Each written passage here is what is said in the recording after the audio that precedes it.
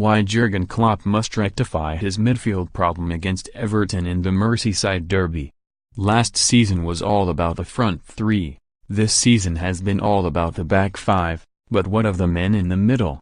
While Liverpool have been in imperious form in the Premier League, stringing together a 13-game unbeaten run, a 2-1 defeat to PSG marked their third straight away loss in the Champions League, and not for the first time this season. There were question marks over the performances and suitability of Jurgen Klopp's midfielders. Klopp's tried and tested trio of captain Jordan Henderson, James Milner and Georginio Wijnaldum were dominated by their Parisian counterparts for the most part, with PSG's tenacious midfield general Marco Verratti particularly influential, dictating the tempo of the game and doing the dirty work in front of his defense. Marquinhos was also effective, shuttling from defense to midfield regularly, tucking in as a third centre-half when PSG had the ball and then shifting forward to shut down passing lanes as an extra midfielder when Liverpool looked to ping the ball into their attackers. In contrast, Liverpool's midfielders found it difficult to stamp their mark on the game. There was no shortage of endeavour and industry from Henderson, Milner and Wijnaldum, but there was precious little creativity, guile and spark in PSG's half. Defensively, meanwhile, they were too easily and too often bypassed. Of the three, Milner was certainly the most effective. During his 77 minutes on the pitch, Milner scored Liverpool's equaliser from the penalty spot, created a team-high 3 chances and won 6 tackles.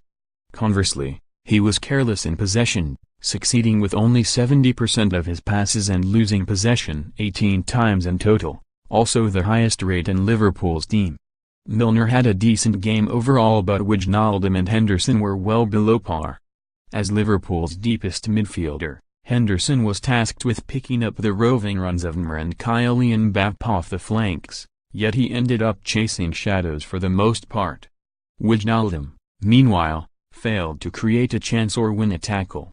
There was a troubling lack of cohesiveness between Liverpool's midfield and attacking units throughout, and while the goal-scoring form of Mohamed Salah, Sadio Mane and Roberto Firmino in Europe has been called into question this season, they were feeding off proverbial scraps for the majority of the game. Jose Mourinho reveals who is to blame for Southampton draw. Raheem Sterling makes history as Manchester City extend Premier League lead. Willian offers to become Callum Hudson-Odoi's agent as he considers Chelsea exit. The £52.7 million signing of Naby Keita from RB Leipzig in the summer was meant to provide Liverpool with the perfect link man from midfield to attack.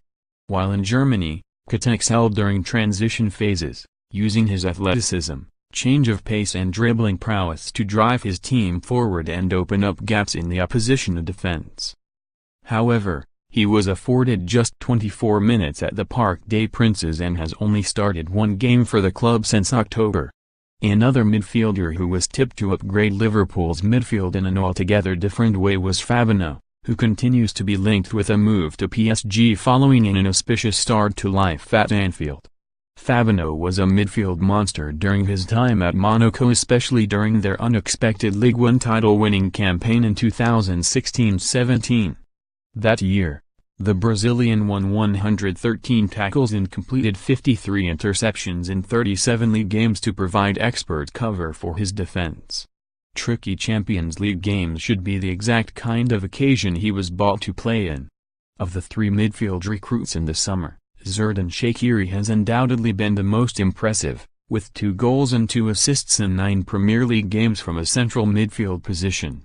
However, the Swiss has also been a victim of rotation in the Champions League.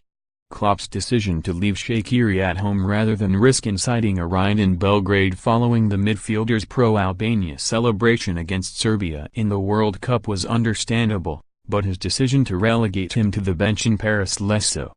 Shaqiri is the closest thing Liverpool have had to a Philippe Coutinho figure in midfield. Following events in Paris, it will be interesting to see who Klopp selects for the Merseyside derby on Sunday.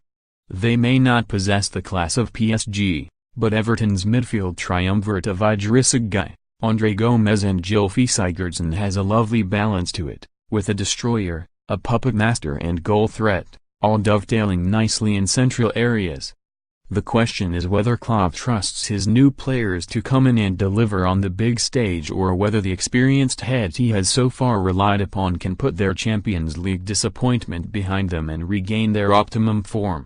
Klopp has rarely changed his back five and seldom considered dropping one of his front three this season, but he has regularly chopped and changed his midfield without finding the right blend. If Liverpool are to achieve their lofty objectives this season, he will have to settle on a first-choice midfield sooner, rather than later. Liverpool vs Everton TV channel, live stream, time, odds and team news. Jurgen Klopp explains why Naby Keita and Fabinho have been eased in at Liverpool. Michael Owen's Premier League predictions, including Arsenal, Man United and Chelsea.